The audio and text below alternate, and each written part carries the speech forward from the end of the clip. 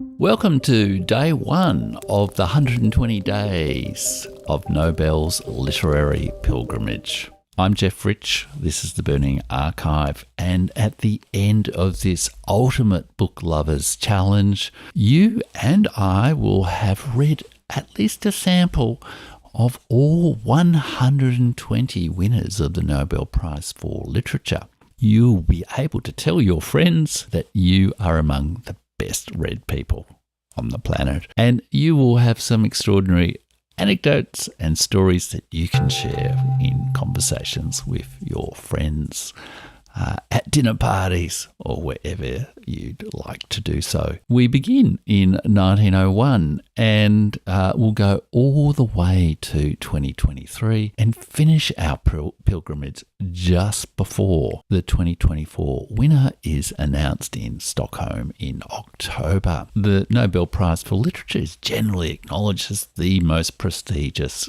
prize in world literature. It is awarded according to Alfred Nobel's will for literature that has the greatest benefit on mankind and was written in an idealistic direction. Now, they're vague criteria, and they've been interpreted by the Swedish Academy's panel that decides on the Nobel Prize in many different ways over the years since 1901. And if you'd like to hear more of the backstory of the Nobel Prize overall, you can watch this video just here. The Nobel Prize has often been controversial, and so it was in 1901. Before beginning this journey, I had not read the 1901 winner. I had not even heard of him. And so he was a discovery for me, and I hope he is a discovery for you. But there's no obligation on you to enjoy him, but at least you'll know something about his writing. In a way, the 1901 prize was more famous for who did not win. Lev or Leo Tolstoy, the great Russian writer. At the time, he was widely seen as the greatest living writer, not only in Russia, but in Europe and in Asia, even in the Americas. He was almost like a saintly inspiration to many people around the world. And so many were surprised that in 1901, the new Nobel Prize for Literature did not award it to this great writer, but instead chose someone else. But let's not engage in old disputes or argue the toss about these 120 Nobel Prizes. If you were given the task of having to choose just one winner in all of world literature every year, I'm sure there'd be disputes about who you'd choose too. I want these videos to be introductions and acts of appreciation of these often now forgotten writers, just like the 1901 winner of the Nobel Prize. So in 1901, the Swedish Academy chose the first of 16 French writers, French Nobel laureates, Sully Prudhomme. Prudhomme wrote both poetry and essays. He was in many ways a fairly conventional 19th century writer, although he did have some unusual interests in science that reflected, I guess, the changing nature of 19th century globalized society, technological society, the extraordinary advancements in the 19th century. This was the era of the Belle Epoque in France, affluent but aristocratic societies. And French culture and society at this time was riven by the Dreyfus affair that really broke out in the 1890s in France. The Dreyfus affair involved a Jewish soldier who was accused by the military establishment of treason, and it turns out falsely accused, reflecting perhaps some deep anti-Semitism in parts of French society. It became a cause célèbre, perhaps in a way not so different to the Julian Assange case is today. It exposed tensions in French society, including deep currents of anti-Semitism, which were common across European intellectuals. At that time, it was memorably portrayed in Proust's novels. Prudhomme, in fact, took the side of Dreyfus in this affair, but on the whole, he was a defender of the 19th century intellectual establishment, of 19th century romanticism, the pessimistic philosophy of Schopenhauer, and classical standards in literature. He opposed emerging movements of modernism, including the use of free verse or unrhymed verse in poetry and the symbolists.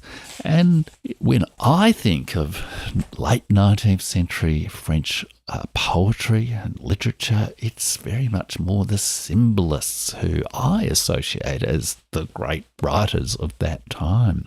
I think of Baudelaire and Rimbaud and Mallarmé and others.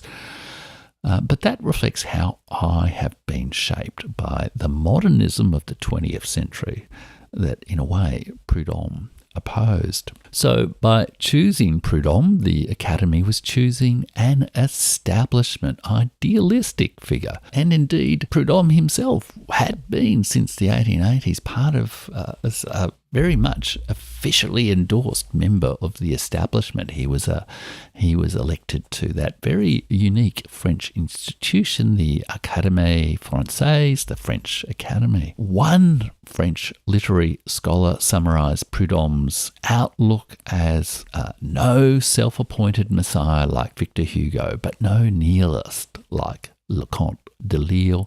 He lifted poetry from some of the gloom into which positivistic pessimism had plunged it for a generation, and taught his belief that the road to happiness lies through pain, self-sacrifice, and brotherly love.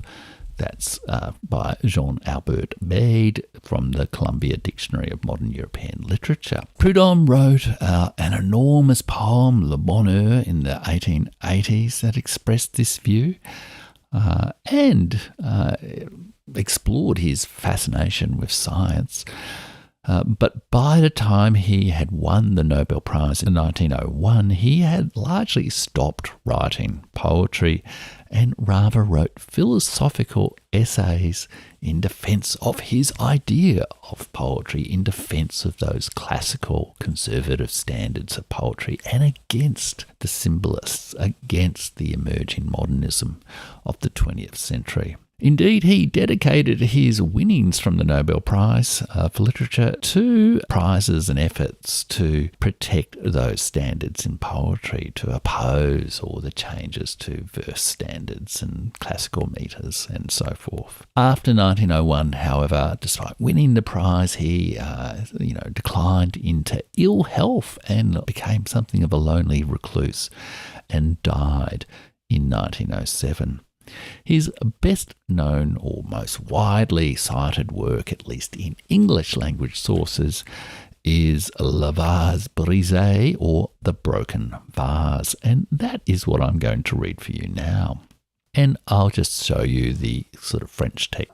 So, the vase where this Verbena's dying was cracked by a lady's fan's soft blow. It must have been the merest grazing. We heard no sound. The fissure grew. The little wound spread while we slept, pried deep in the crystal, bit by bit. A long, slow marching line, it crept from spreading base to curving lip. The water oozed out drop by drop, bled from the line we'd not seen etched. The flowers drained out all their sap. The vase is broken. Do not touch. The quick, sleek hand of one we love can tap us with a fan's soft blow, and we will break as surely riven as that cracked vase, and no one knows. The world sees just the hard, curved surface of a vase a lady's fan once grazed, that slowly drips and bleeds with sadness. Do not touch the broken vase. So there you go, a conservative, romantic French poet from the late 19th century, a bit of a fuddy-duddy who opposed modernism, but in that poem he expressed beautifully, I think, emotions that we can all connect to or understand and still appreciate. And if you're a French speaker or a student of French literature and poetry, I'd love to hear from you as to whether Sully Prudhomme is still read in France today, read by French literature students today, or whether he has become, if you like, a victim of the movement that he opposed of modernism. And I'd also love to hear if anyone has a suggestion of a better poem or a better choice of text that represents Sully Prudhomme's work, and you can just leave me a comment below. So make sure you subscribe and follow the full playlist of the 120 days of Nobels, and join me on this wonderful literary pilgrimage, the ultimate book lovers challenge.